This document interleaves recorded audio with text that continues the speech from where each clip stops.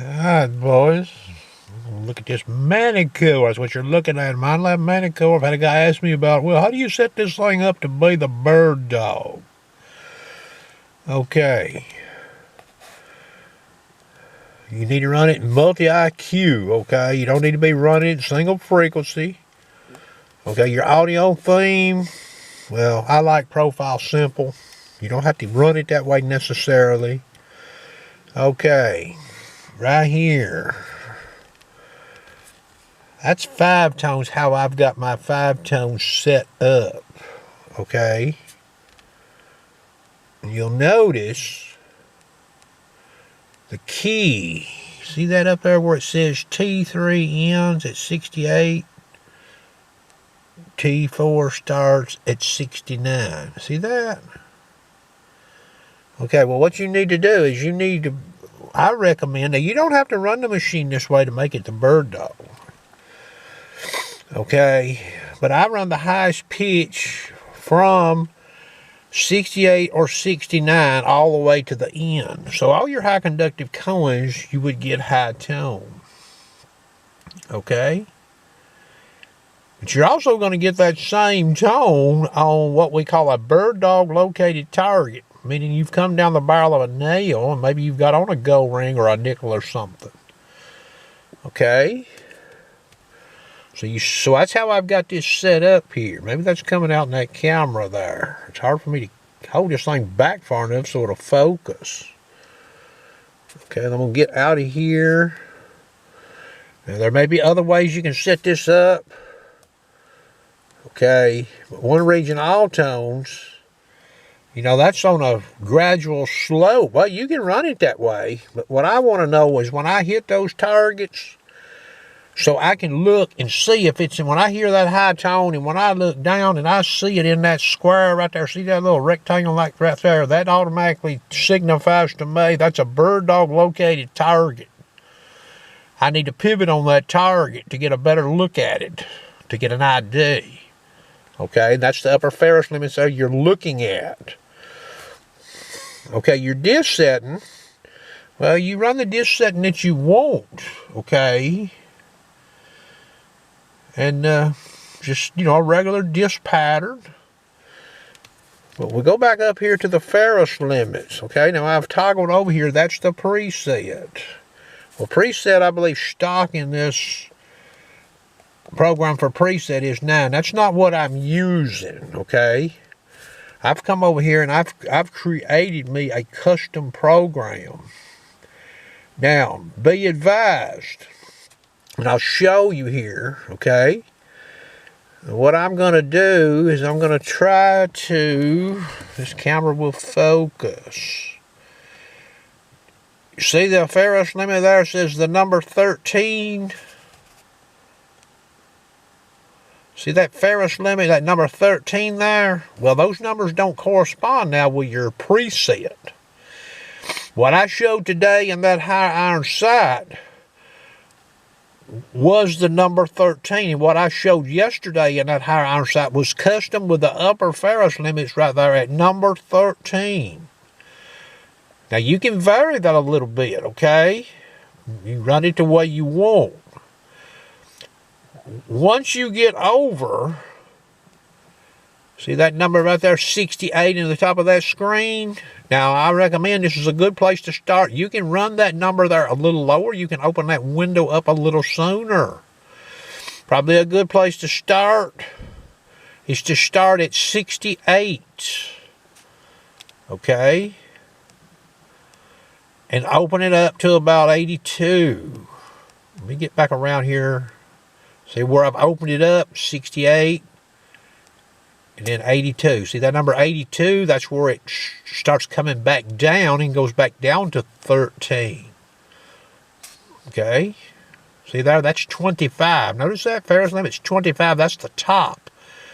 Meaning it's wide open. There's 13. There's 13. There's 13. You see that red line in the camera? Okay, so 68 to 82 is a good place to start. Knowing what I know about this machine, and since I'm sort of a skilled user, I could open that box up right there at about 66 and I wouldn't have any problems. I could live with it. Some smaller gold rings with somewhat larger nails or more cramped gold rings, nickels, etc., they may come in better started at a 66. Okay, and running it out to 82, whatever you want to do. Okay. Now you still have your lower ferrous limits for your bottle caps and other stuff if you want to use it. That area right up there where that camera's centered on, that's the hot zone for the bird dog. Okay.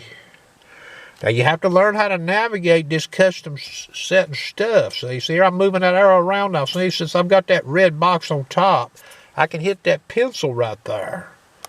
Alright, and I can start letting that down. So it may start off like that, but when you set your bird dog up, you're going to run it all the way to the top like so. Okay? And that's what lets that stuff in on this machine.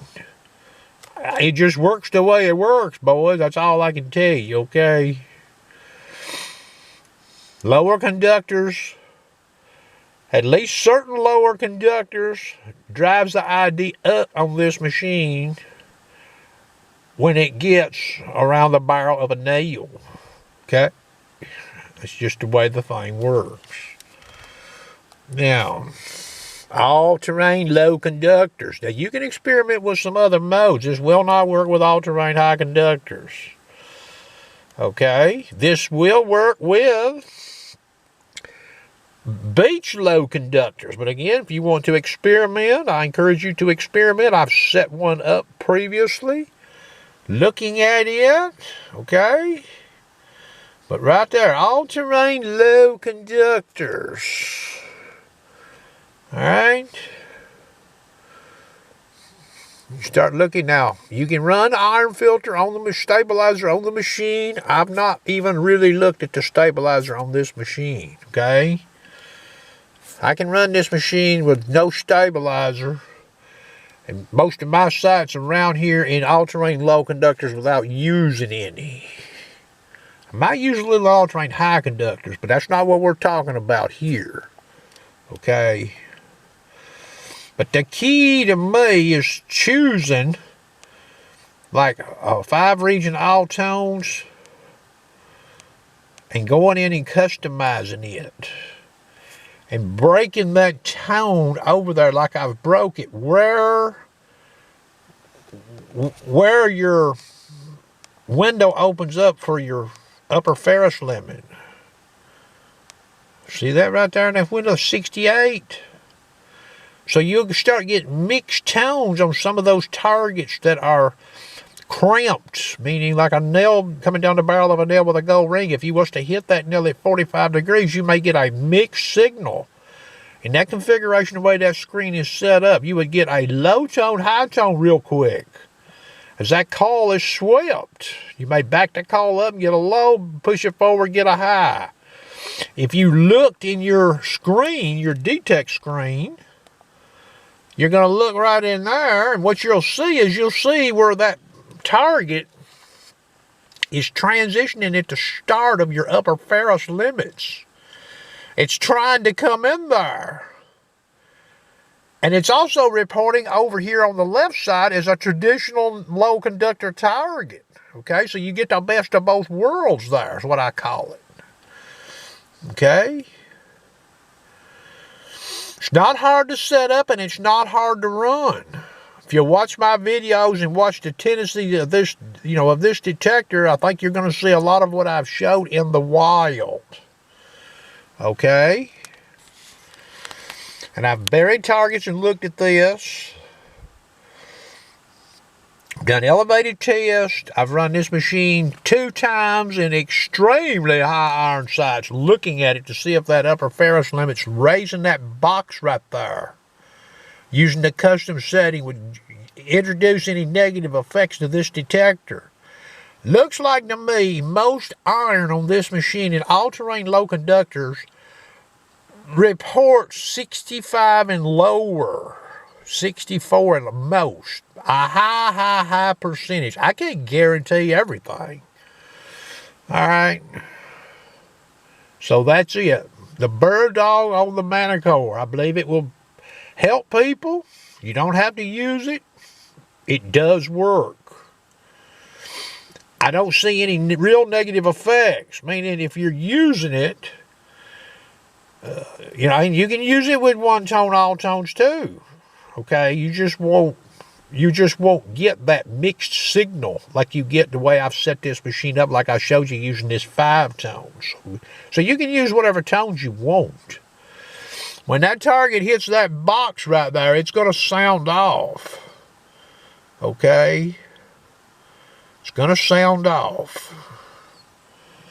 Well, anyway, I hope that gentleman finds this video that's asked this question helpful and other people too. Have a good evening.